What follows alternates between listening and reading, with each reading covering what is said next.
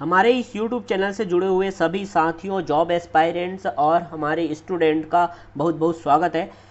हमारे इस YouTube channel को सबसे पहले आपको सब्सक्राइब कर लेना है, जो भी नए आए हैं और जिन्होंने अभी तक बेल आइकन को प्रेस नहीं किया वो बेल आइकन को प्रेस कर लो, ताकि आपको लेटेस्ट नोटिफिकेशन हमारे चैनल से मिलती रहे।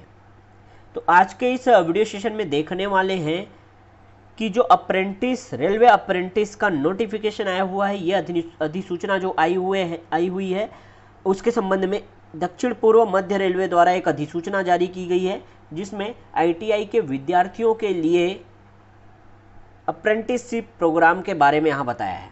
तो जिन्होंने भी आईटीआई कर रखा है उनके लिए बहुत ही बड़ी खबर है। तो वीडियो को अंत तक देखना है, आपको चीज़ें आपको पूरी समझ आ जाएगी। और जो छत्तीसगढ़ से रिलेट करते हैं, जो छत्तीसगढ़ के हैं, उनके लिए तो बहुत ही बढ़िया अवसर है। काफ़ी ज़्यादा मात्रा में अप्रेंटिस प्रोग्राम के लिए यहाँ पे काफ़ी ज़्यादा संख्या में यहाँ पे ये जो सीट है वो दिया गया है। तो आपको अधिसूचना को अच्छे से समझना है, क्या क्या यहाँ पे सीट दी गई है, कैसे कैसे सीट दी गई है, कैसे अप्लाई कर सकते हो, कब तक लास्ट डेट है, ये सारी चीज़ें जो है आपको इस वीडियो में समझ में आ जाएंगी। क्लियर है? तो आपको काम क्या करना है, सबसे पहले तो सब्सक्राइब करना है जिन्होंने अभी तक हमारे चैनल को सब्सक्राइब नहीं किया है, और अपने सारे फ्रेंड्स तक, दोस्तों तक शेयर जरूर करना है। तो देखो, ये जो अधिसूचना है इसमें क्या बताया गया है देख लेते हैं। देखो, दक्षिण पूर्व मध्य रेलवे बिलासपुर मंडल में अप्रेंटिस एक्ट 1961 के अंतर्गत निम्नलिखित पद नामित ट्रेडों पर अप्रेंटिस के रूप में चयन के लिए बिलासपुर मंडल हेतु पात्र उम्मीदवारों से वेबसाइट पर दिनांक 1/8/2020 से 30/8/2020 रात 11:59 तक आवेदन जो है, ऑनलाइन आवेदन जो है आमंत्रित किए जाते हैं। अब देखो, ये अधिसूचना तो बहुत पहले आ चुकी थी, लेकिन हमने इसको अभी डाला क्योंकि अभी भी काफ़ी दिन बाकी है यहाँ पे। तो आपको टेंशन लेने की ज़रूरत नहीं है, 30/8 तक आप जो है अप्लाई कर सकते हो। क्लियर है? यहाँ पे जो ट्रेड जो दिया गया है, देखो उसमें कितने कितने सीट अवेलेबल हैं उसकी जो संख्या यहाँ पे दी गई है। देखो, रिक्तियों या पदों की संख्या जो दी है। तो कोपा के लिए, जिन्होंने कोपा कर रखा है भाई, देखो सबसे पहले कोपा के लिए बताया है। कोपा के लिए टोटल 90 सीट है। यहाँ पे आप देख लेना, आप अनारक्षित में आते हो कि अन्य पिछड़ा वर्ग में आते हो, अनुसूचित जाति में आते हो कि अनुसूचित जनजाति में आते हो, उसके हिसाब से, या दिव्यांग हो तो दिव्यांग के हिसाब से भी यहाँ पे आरक्षण दिया गया है। और यदि भूतपूर्व सैनिक के अंतर्गत आते हैं तो उसके लिए भी आरक्षण अलग से दिया हुआ है। साथ ही साथ ईडब्ल्यूएस वालों के लिए यहाँ पर एक जो अलग से रिजर्वेशन का कॉलम बना हुआ है, वो ईडब्ल्यूएस का है। उसको अभी आप देख सकते हो। ईडब्ल्यूएस में कौन आते हैं, सभी को पता होगा कि जो अनरिजर्व्ड हैं और गरीबी रेखा के अंतर्गत जो जीवन यापन कर रहे हैं, वो ईडब्ल्यूएस का सर्टिफिकेट बनवा सकते हैं और आपको यहाँ आरक्षण मिलेगा। क्लियर? तो देखो, कोपा के लिए कितने टोटल 90 सीट्स यहाँ अवेलेबल हैं। स्टेनोग्राफर हिंदी अंग्रेजी वालों के लिए देखो टोटल 25 है। आप आरक्षण के हिसाब से अपना देख लेना, आपका कौन सा जो है कैटेगरी आता है, उसके अकॉर्डिंग आप जो है अपना सीट देख सकते हो। क्लियर है? स्टेनोग्राफर जो हिंदी के लिए, उसके लिए 25 सीट्स अवेलेबल हैं। फिटर की बात करें तो देखो, फिटर के लिए 80 सीट यहाँ पे उपलब्ध है, टोटल 80। अपने, फिर से मैं कह रहा हूँ बार बार, कैटेगरी वाइज अपना जो है यहाँ पे रिजर्वेशन देख सकते हो, आरक्षण आपको कितना मिलेगा वो देख सकते हो। इलेक्ट्रीशियन का बात करें तो इलेक्ट्रीशियन के लिए टोटल 50 सीट्स हैं। वायरमैन के लिए भी 50 है। इलेक्ट्रॉनिक मैकेनिक के लिए 6 सीट अवेलेबल हैं।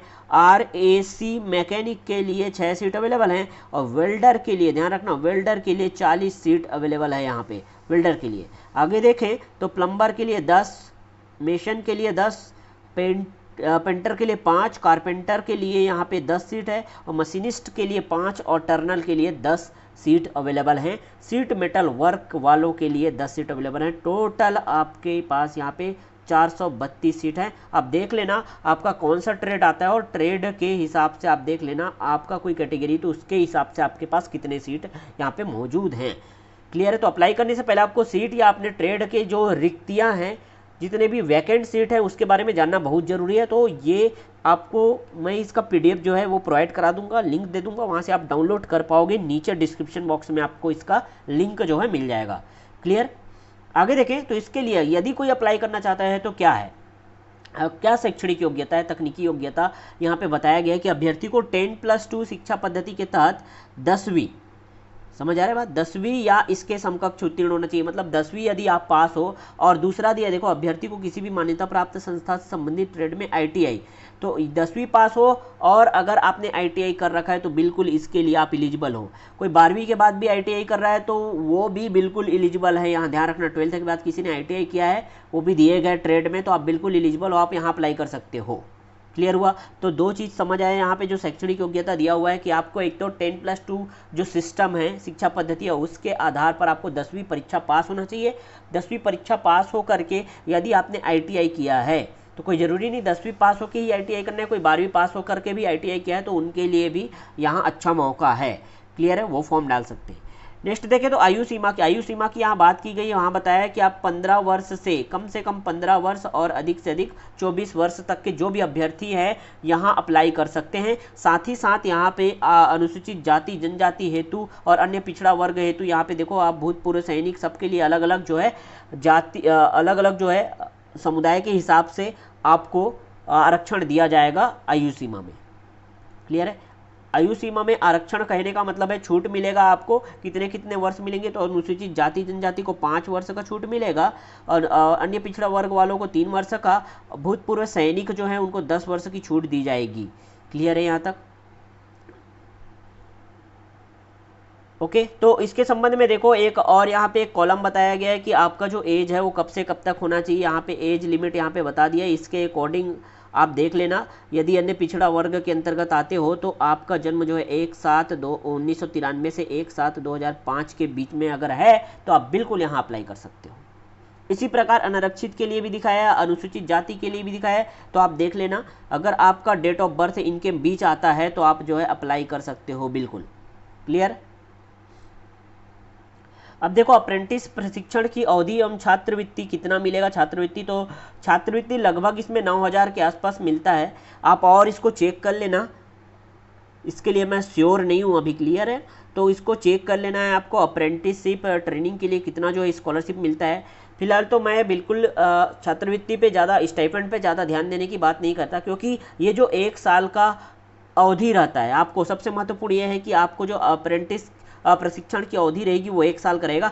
जो 1 साल आप यहाँ पे प्रशिक्षण लोगे वो आपको आगे जब रेलवे में कुछ वैकेंसीज आती हैं और आपका एज अभी यदि 15, 16, 17 ईयर है और रेलवे में कोई वैकेंसी आ रही है, आपने 1 साल का अप्रेंटिस कर रखा है, तो वहाँ आपके लिए बहुत ही बढ़िया चांस रहता है। साथ ही साथ यदि आप कोई प्राइवेट कंपनी में ज्वाइन करना चाहते हो तो 1 साल का अप्रेंटिस अगर आपने रेलवे से कर रखा है तो बहुत ही ज़्यादा वेटेज होता है, आपको बहुत जल्दी जॉब मिलने की संभावनाएं बढ़ जाती है। तो अप्रेंटिस शिप का जो यहाँ पे स्टाइपेंड है, छात्रवृत्ति है, उसके संबंध में मैं बहुत ज़्यादा यहाँ छात्रवृत्ति मिलेगा ये सब मैं नहीं कहूँगा, लेकिन हाँ एक बहुत बड़ी आपके पास प्लस पॉइंट हो जाएगी कि आप जो कहीं भी जॉब के लिए यदि अप्लाई करोगे तो आपको बेटर चॉइस माना जाएगा वहाँ। क्लियर हुआ सभी लोगों को? ठीक है। अब देखो 1 साल का अवधि रहेगा, 1 साल का प्रशिक्षण का अवधि रहेगा और ये प्रशिक्षण के समय जो छात्रवृत्ति या वजीफा दिया जाएगा वो छत्तीसगढ़ सरकार के नियमानुसार, जो छत्तीसगढ़ सरकार ने तय किया है अप्रेंटिस के लिए या प्रशिक्षु अभ्यर्थी के लिए, तो उसके हिसाब से आपको जो स्टाइपेंड दे दिया जाएगा। क्लियर? अब देखो चयन प्रक्रिया किस तरह से होना है, तो प्रवीणता सूची बनाने हेतु निम्नलिखित मापदंड अपनाया जाएगा। यहाँ पे ध्यान से देखना, अभ्यर्थी द्वारा मैट्रिक में जो 50% मैट्रिक का जो 50% जो है कम से कम आना जरूरी है और ITI में प्राप्त अंक के अंक प्रतिशत को समान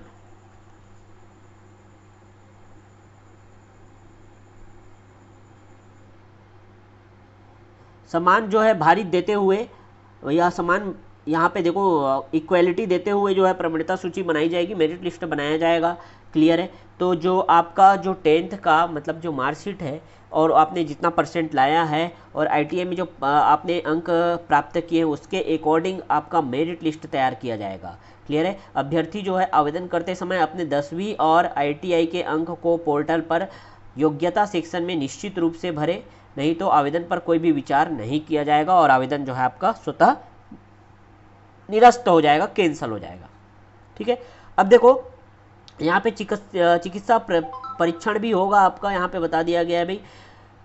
और उसको पढ़ लेना आप। और जो है देखो यहाँ पे बता दिया है कि रोजगार की स्वीकृति का प्रस्ताव जो है प्रशिक्षण समाप्ति के पश्चात किसी भी प्रशिक्षु को किसी भी रोजगार के प्रस्ताव के लिए नियोक्ता बाध्य नहीं होगा, ना ही प्रशिक्षु नियोक्ता द्वारा प्रस्तावित किसी भी रोजगार को स्वीकार करने के लिए बाध्य होगा, ये कह रहा है। मतलब ऐसा नहीं सोचना है कि 1 साल का अप्रेंटिसशिप हो जाएगा उसके बाद रेलवे हमको जॉब दे देगा, ऐसा नहीं है। यहाँ साफ साफ स्पष्ट लिख दिया गया है, आपका जो प्रशिक्षण 1 साल के लिए दिया जाएगा आपको, उसके बाद आपको सर्टिफिकेट दे दिया जाएगा। अब उस सर्टिफिकेट का आप यूज़ करना है।